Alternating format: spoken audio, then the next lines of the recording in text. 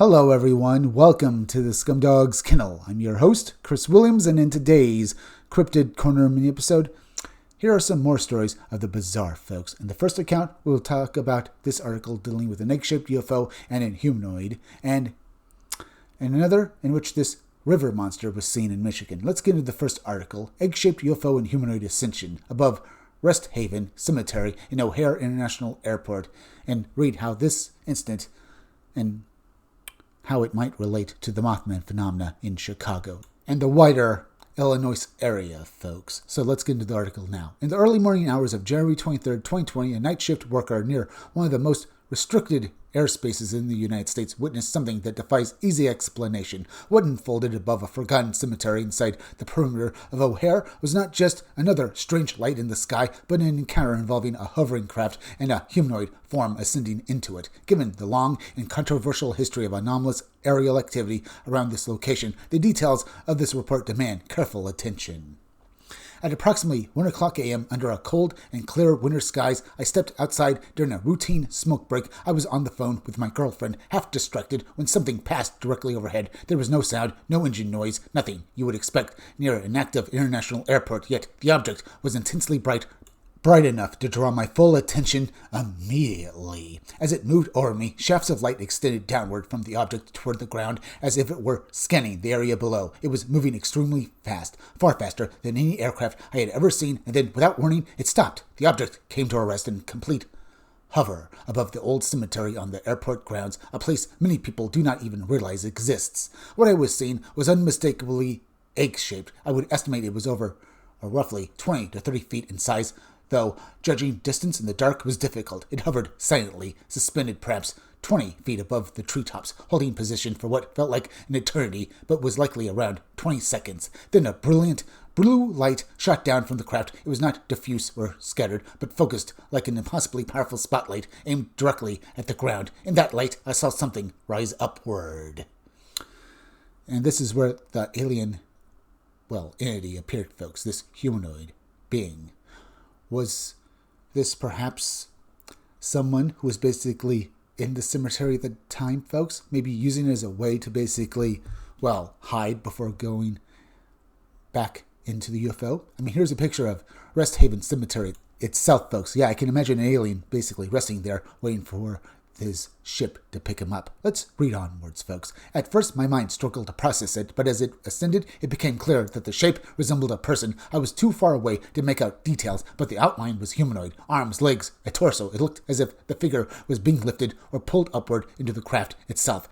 Within about 5 seconds, the form disappeared into the blue light. Almost immediately after the light shut off, the object began rotating in place clockwise, smoothly and deliberately. Then, in less than 3 seconds, it shot off toward the north and vanished from sight in an instant.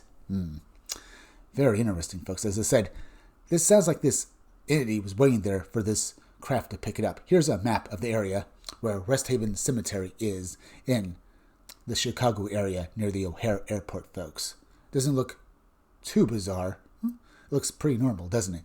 As I said, very interesting. But let's read onwards, folks. I stood there frozen, staring at the empty sky where it had been. It took several minutes before I could even move. Eventually, I went back inside, shaken and unsettled. I did not go back outdoors again until sunrise. I work nearby on the night shift, and I know exactly where the object hovered. It was directly over the cemetery. If asked, I could point it out without hesitation. Over the years, many co-workers have talked about strange lights, glowing orbs, and unexplained aerial activity during overnight hours. This place seems to attract it.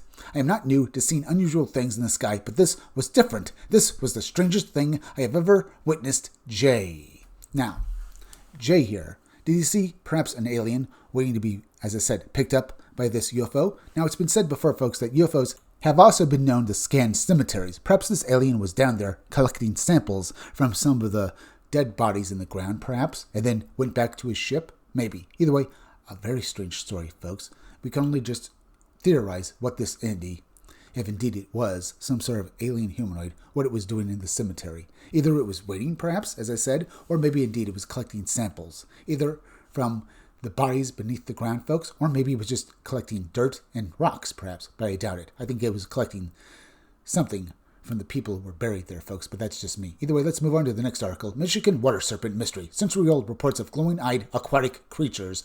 Let's read this story now and hear more about these particular, aquatic monsters. For more than a century, residents along the waterways of western Michigan have reported encounters with large unknown creatures moving through rivers, bayous, and channels connected to Lake Michigan. Some signs were later explained, others were not, and a few left behind details that still resist simple answers. Among the most intriguing are the reports centered on Grand Haven, where glowing eyes, massive wakes, and impossible movements fueled speculation that something unknown once navigated the inland waters.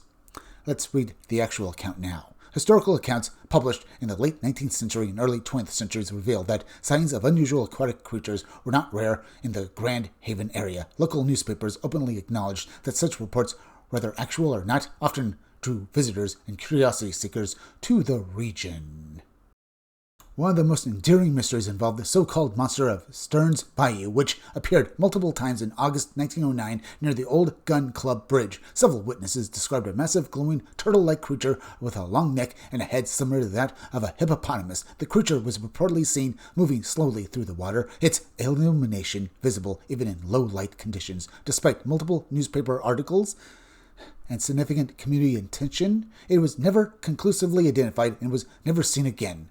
An earlier and equally dramatic incident occurred on July 12, 1899, along the Grand River's main channel. Around midday, tannery worker Pete Donnelly looked out from his workplace and observed what he believed to be a large sea serpent moving rapidly downstream. Other employees quickly gathered and confirmed seeing a long, dark form creating a pronounced wake along the river bank and banks near Livence Island. Witnesses described the creature as having glimmering eyes like balls of fire and forceful bursts of water shooting from its nostrils. The disturbance was significant enough to be seen from elevated ground, prompting immediate reactions. Some men armed themselves with pitchforks and firearms. Others attempted to retrieve cameras, and local authorities were notified as crowds formed along the river banks. Speculation spread quickly. One observer suggested the creature was a crocodile. Another believed it could be a torpedo-style submarine. And an elderly sailor claimed it resembled a mermaid he had seen decades earlier near the Cape Verde Islands. Only after prolonged observation through a spyglass did a captain identify the creature as a swimming horse that had entered the river from a nearby island pasture and traveled nearly a mile downstream. While that specific incident was resolved, it did little to diminish belief in other unexplained aquatic encounters. Reports continued of massive fish, dog-sized swimmers, and unusual disturbances in inland waters. Sailors along Lake Michigan also claimed mermaid sightings well into the early 20th century, though none were ever captured or verified. Adding to the mystery were persistent legends of submerged caverns and so-called bottomless pits, including one known locally as Clark's Bottomless Pond and Stearns Bayou. According to tradition, these hidden waterways connected inland rivers directly to Lake Michigan and possibly beyond, allowing large creatures to enter and exit the region unseen. So, were such creatures actually in the waters here, folks? Maybe even going in to Lake Michigan and beyond it. I'm not saying to the ocean, folks, but maybe various rivers that existed in the area. Maybe they also connect maybe underground in such a way, folks, because there are aquatic aquifers under North America, folks. Perhaps these waterways reached them as well. Maybe this explains why these sea serpents, or I guess water monsters, have never been properly identified, because when people try looking for them, they enter these waterways and disappear. Then again, we can't be for sure, folks. It's just an interesting idea. But like with basically the Chicago Mothman account and the, egg-shaped UFO with the humanoid folks, this particular sighting of these water monsters took place in Lake, or on and in Lake Michigan in Illinois. So maybe they're all related, folks. We just don't know for sure. But now, folks, we're at the end, so please go subscribe to my YouTube channel. Read comics, they're bad for you. You can use the YouTube link down below in the descriptions of the chat and go subscribe to me. Hit that like button for me. Make sure you're still subscribed. Leave some comments down below. Hit that bell for notifications. Hit the part of the bell that'll give you all future notifications. And please share this video out. I'm Chris Williams from the Scumdogs Kennel. Thank you all for joining me. I'll be back again tomorrow with another great video, so be sure to come back again then. Till next time, folks, I'll see you all again soon.